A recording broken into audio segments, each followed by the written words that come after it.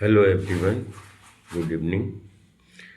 अभी हम लोग मोशन के बारे में बात करेंगे और यूनिफॉर्म और नॉन यूनिफॉर्म मोशन की बात करेंगे, अर्थात समरूप गति और असमरूप गति।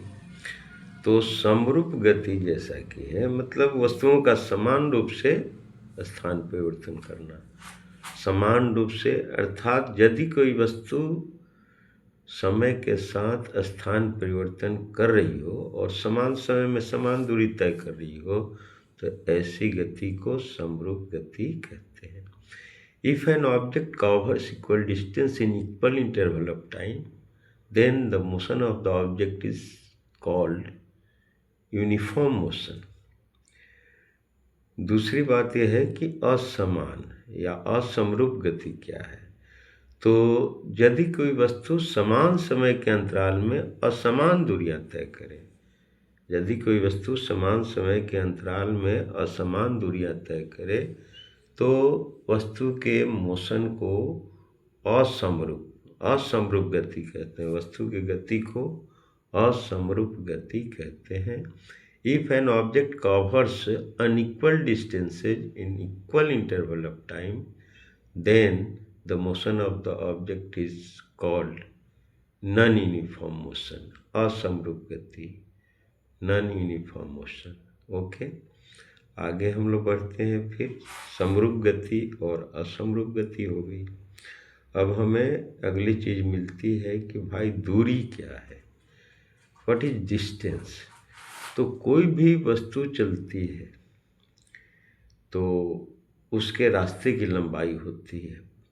पथ का माने पथ की लंबाई या पाथ डिस्टेंस। तो किसी वस्तु द्वारा चली गई कुल पथ की लंबाई को दूरी कहते हैं। किसी वस्तु द्वारा चली गई कुल पथ की लंबाई, चाहे वह पथ सीधी रेखा में हो या किसी भी टेढ़ी मेढ़ी हो, उसके कुल पथ की लंबाई को वस्तु द्वारा तय की गई दूरी कहलाती है।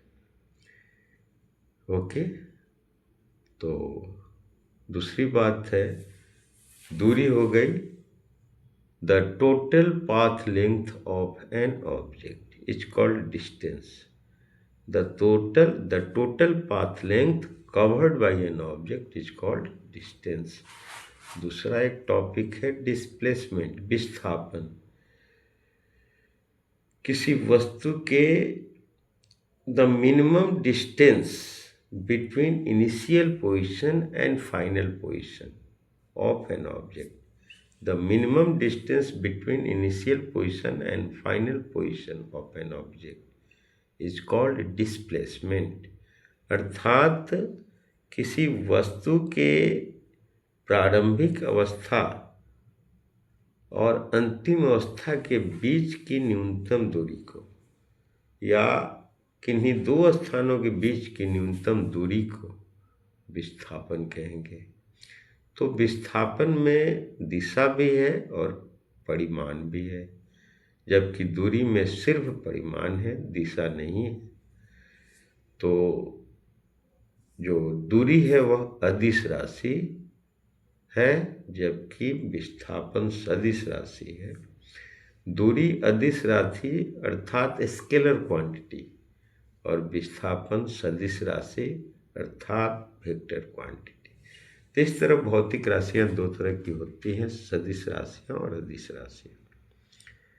सदिश और अदिश, जिन राशियों में, भौतिकी के जिन राशियों में परिमाण के साथ साथ दिशा भी सम्मिलित हो उन्हें सदिश राशियां, दूसरी तरफ वैसी राशियां जिनमें सिर्फ परिमाण हो उन्हें अदिश राशियां कहते हैं।